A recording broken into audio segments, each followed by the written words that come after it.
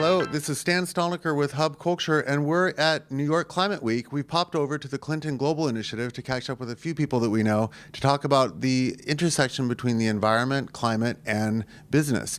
So joining me right now is Aimee Christensen, who is the Special Advisor for the Secretary General of the UN's Sustainable Energy for All initiative. Now that's a mouthful.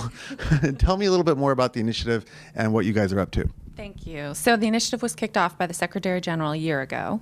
This is the International Year of Sustainable Energy for All. The initiative has some very concrete goals to help reach sustainable energy for all. By 2030, we have 3 goals to reach universal energy access, so modern electricity, modern cooking for everyone in the world. We want to double global renewable energy share in the global energy mix, and we want to double the rate of improvement year on year of energy efficiency. So each year we're getting better and better, less energy per dollar spent per unit of GDP. So doubling our energy efficiency. Got it. So it's all about access and then efficiency. And renewables. Okay, so tell me, how is the progress coming? Are you finding a lot of broad support for this initiative, and how are you going to make this happen? So fantastic what we've seen to date. When the Secretary General launched this a year ago, he had a high-level group around him, an advisory board. It includes business leaders, government leaders, multilateral institutions, civil society organizations. And so the momentum really started with that leadership of that group. They came forward and made their own commitments to contribute towards those goals. So for instance, the co-chair of the initiative is Chad Holliday, who's chairman of Bank of America, and they announced a new tranche of investment for initiatives that are around energy. So clean energy, renewable energy, energy efficiency. They have a whole sustainability investment commitment they've made, and approximately $35 billion will go into energy efficiency, renewable energy, and or energy access. That's one commitment that was made. We also had a commitment by Nissan Renault, and Carlos Ghosn is on the high-level group, and he made a commitment to expand their vehicle fleet, their electric vehicle fleet around the world. Electric vehicles are much more efficient than internal combustion engine vehicles, so that supports our energy efficiency goals. So they announced a $6 billion commitment to expand that electric vehicle fleet around the world. And so those are just 2 business commitments, but we also had 61 governments sign up to one or more of the 3 goals. Most of those were goals to work towards the energy access goal of 100% access by 2030, and very diverse countries all around the world. And we just came out of our General Assembly kickoff week, and yesterday was Sustainable Energy for All Day. We had a high-level meeting in the afternoon, and we had over 20 governments from around the world make announcements of what they're doing to support the initiative and work on those goals. Okay, so it sounds like there's a lot of broad support. There's a lot of support from the business community, and there's people who are actually working to try and make these goals happen. But let's face it, electricity and power for everyone by 2030, it seems like it's a long ways away. It's really not that far. It's actually going to be very difficult to get to this goal. So tell me, what are some of the challenges that you see that are going to make this difficult, and how can we try to overcome those challenges? So each of those goals are very ambitious, but they're also, we believe, doable. And we think the critical piece is combining the resources of the multilateral institutions, the governments, business, and civil society, all of us working together and collaboratively working towards those goals. So country by country, convening the right players at the table from government, from business, from civil society, to each play their part. So you can have on the finance side public entities helping with the grant resources, the donor resources that are needed to help build capacity, to help with the upfront studies that are needed to understand what's the roadmap for moving forward. And then you have the investors, such as the Bank of America, Deutsche Bank, and others who've been involved in the initiative, coming forward with private investment dollars for the initiative. And then you have civil society that's working on capacity building, but also doing grant-based energy access projects where a for-profit business model doesn't work. The good news is we have a lot of lessons around the world in energy access, things that are working.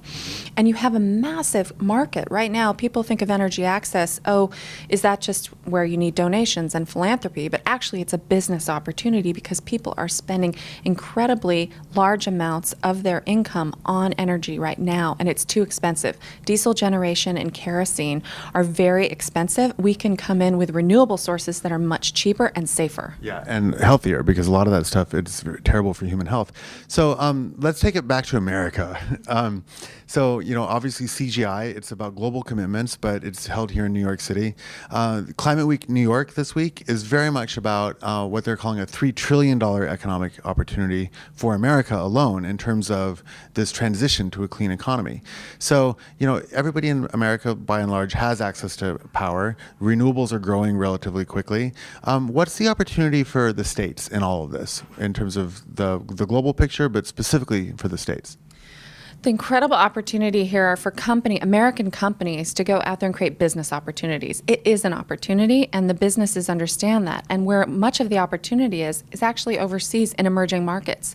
These are countries who are looking for investments. You know that Africa has such an opportunity. People think of energy access, absolutely, but also energy efficiency.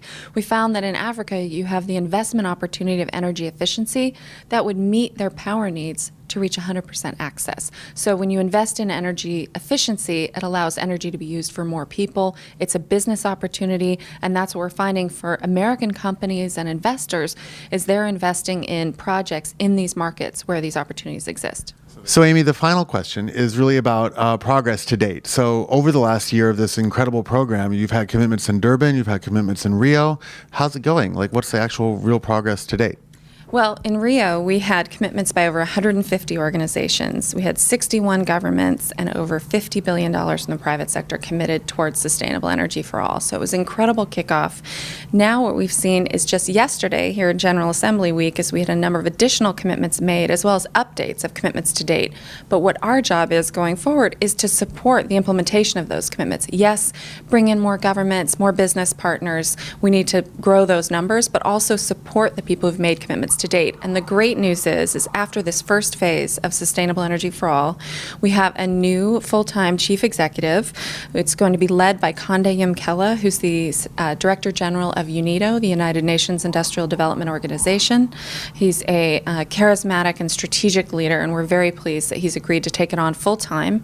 In addition, the initiative is going to be co-chaired by the Secretary General of the UN with the President of the World Bank. And so together we have incredible resources, government relationships that we can build upon to really grow sustainable energy for all. And it's a new model. It is bringing government and business and civil society together. And the UN can play a neutral convening power, country by country, working with the governments and then the local private sector and NGOs to help get this done. It's exciting going forward. So we're not just talking about structural support, we're not just talking about financial support, we're talking about talent coming to the table too. Yep. Talent and matchmaking, what we find is a lot of people want to be investing in efficiency and renewables and access, want to be contributing to solving these problems, but it's finding the right partners, the right support, making sure government is at the table to help create the right regulatory environment for them to be successful. And that's our job, is to help support making that happen. Okay, well, that's a very great summary about this incredible program from the UN and, ambitious goals, but it looks like you guys are headed in the right direction with everybody's support. We feel like we have a lot of momentum. Thank you. Yeah, very good. So this is Stan Stoniker with Aimee Christensen here at Climate Week NYC at specifically the Clinton Global Initiative.